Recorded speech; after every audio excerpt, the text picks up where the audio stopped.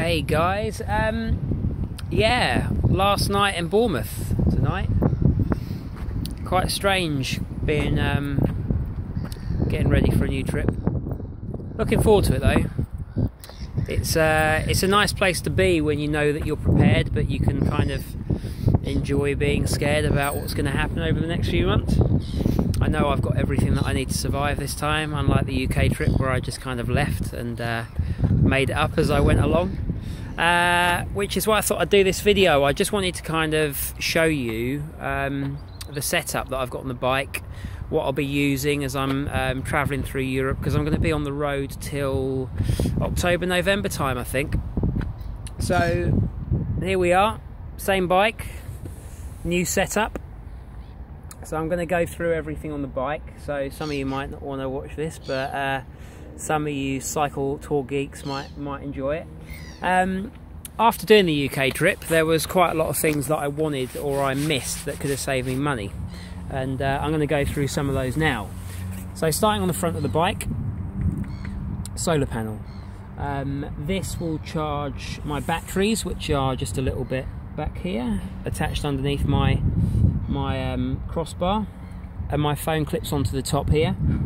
So this will charge through a USB port, and that will charge all my gear. The other thing that I've got, if you have a look down there, built into my front wheel, which are brand new, is a dynamo hub. So as I cycle, that generates electricity. There's a wire that runs all the way up through my forks, and if we come round the back here, just here, you've got a little USB port, so I can plug my devices in whilst I'm cycling along, charge everything up that way as well. So that's kind of the technical side of things. Oh, and last other thing that I've got there on the top tube is the wireless speedometer. So that will tell me how far I've done in a day, how far I've done in total. It will tell me my speed as well.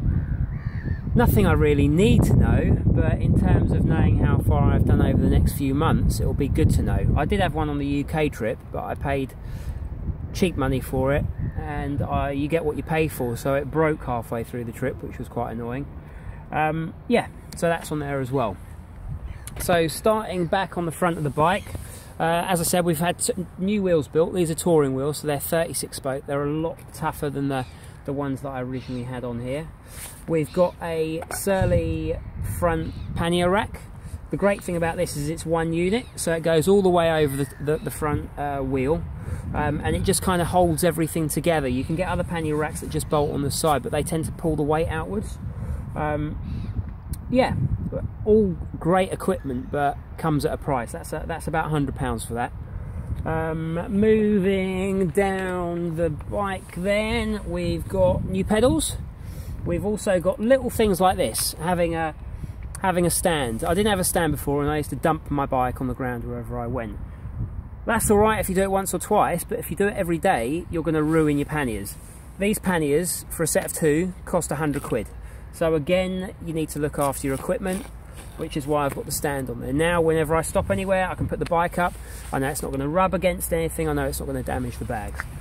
Moving around to the back, we've got a new kind of perch for Nero that's been custom made for him out of aluminium. This is actually welded onto the back cycle rack, so that's completely independent of the bags. It doesn't rely on using the bags as a platform. We could take the bags off and he's safe. So if the bags ever break, I know Nero's not going to flip off the side. So yeah, again, just having a bit of peace of mind, but having to spend the money to make sure that we've got it done properly.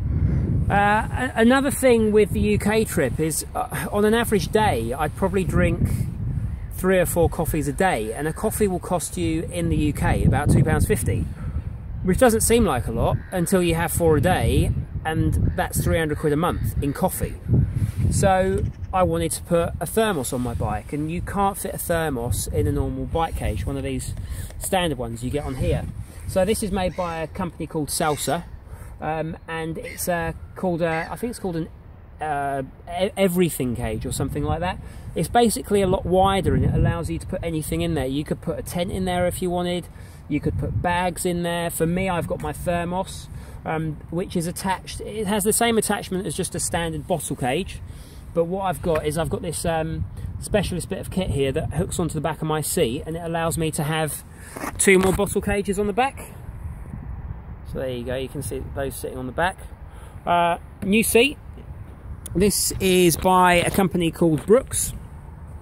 Brooks have been making this saddle since 1890 something, and the design hasn't changed. It's called the B17. It's still used by all the top world tourers today. 100 quid for the saddle. I think I picked it up for about 65, 70 quid, but standard RRP you're talking probably, yeah, about 80 to 100. But yeah, good bit of kit. Kicks my arse in one piece anyway, which is always important. Back to the bottle cages. There's 4 on the bike in total. In the summertime on the UK trip, I was getting through about 6 to 7 of those bottles a day. In the winter you might do 3. So it's important to always make sure you're hydrated.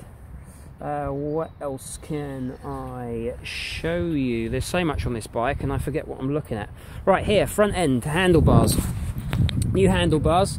Obviously, with it being a tourer, weight saving isn't top of my list because you are sticking on so much weight on the bike. But these are carbon fibre handlebars, so they weigh next to nothing and they're super strong. They're on a stem. This is the stem that I had for the UK trip, and this was a great buy because it brings up my seating position, which means I'm not kind of hunched over the bike, so I'm not going to get any back problems because of this stem, and it's adjustable, so I can bring up that higher if I want to as well. Also with these handlebars, we've paired in these new ergonomic grips, so they're a bit of a weird shape, and the reason for that is if you cycle a lot, you end up putting a lot of stress through your wrist.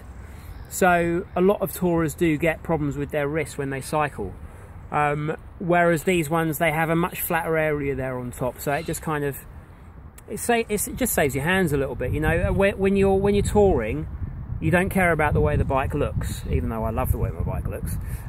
You care more about how you sit on it, almost like an office chair. You're going to go for the most comfortable thing, which is what we've done here.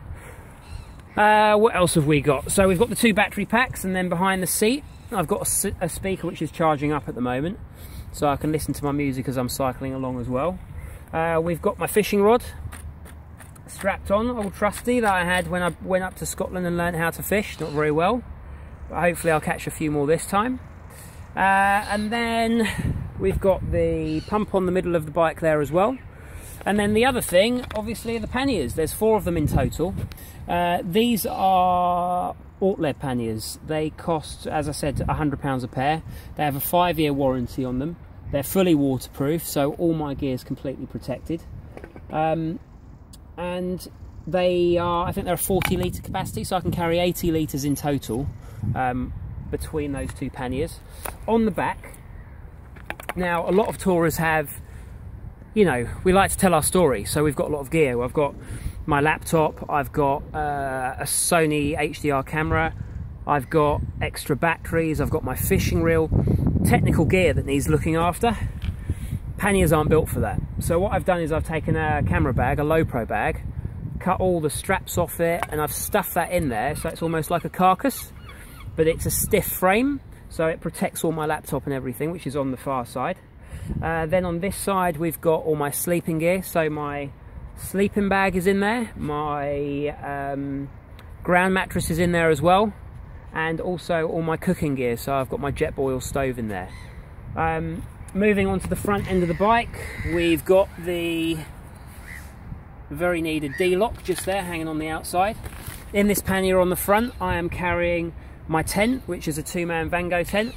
Again, when you're touring, you can go lightweight, which is what a lot of tourers when they start out can make a mistake doing. You know, you can get a 1-man sleeping bag, but I'm touring for 7 or 8 months. I don't want something that I can't sit up in. I want some space, so that's why I've got a 2-man tent. As well as that, we've got all my clothes on this side. I'm carrying 3 jumpers, 3 pairs of shorts, 4 pairs of waterproof socks, a couple of t-shirts. I've also got a very nice down jacket as well, in case it gets very cold. We may head north towards kind of Norway and Sweden towards the end of the year, so that will definitely be needed. And then last but not least, On the other side, we're carrying food in here. We'll also be carrying my waterproofs, my toiletries, wet gear, maybe some dog food if I need it. And it's just, now I've got twice the capacity that I did from the UK trip. It's given me a bit of room. It looks pretty full, but that's because I've got an extra jumper in there that I don't need. I just put it in there to kind of fill the bag out for this test ride. In total, I'm going to predict that I'm probably carrying about 35 kilos worth of gear.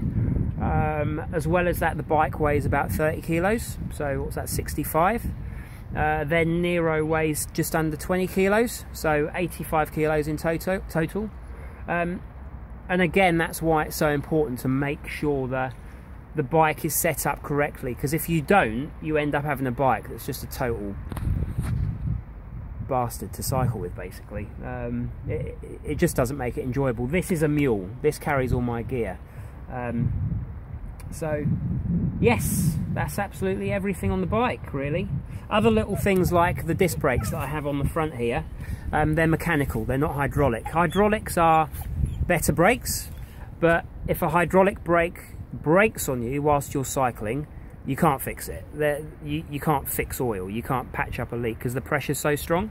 So having mechanical disc brakes, basically so they work on a wire, if these were to snap, wire costs about £2. You know, you can fix that yourself. If you can't get to a bike shop, you could stop at a music shop and you could use a guitar string, and that would work just as fine as well to start with, or to at least get you by on whatever you needed to do.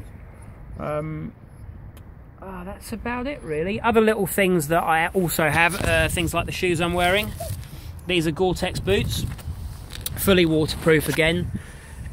You can start off buying cheap gear like cheap shoes and stuff, but you'll end up going through, I think at the beginning of my UK trip I got through 3 or 4 pairs of shoes in 2 months, and as soon as I got a proper pair of nice boots, then they don't fall apart. You definitely get what you pay for with camping gear. The sleeping bag I'm carrying, it goes down to -18 degrees, so if I'm in real trouble, even if I have an accident, I have to get in it, I know I'm protected, you know.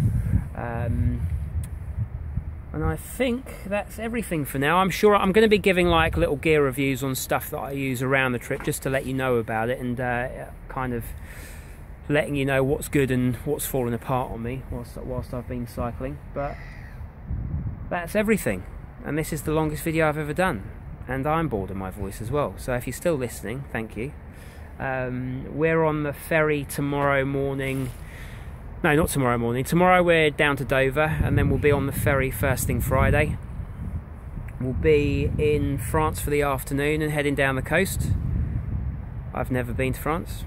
I've never been to mainland Spain. I've never been to mainland Europe. So yeah, exciting and scary. It's gonna be awesome. But I'm going to stop talking now, and I'll catch you guys soon. Hopefully the next video you see will be somewhere where they don't speak English so much. Catch you soon. Bye guys.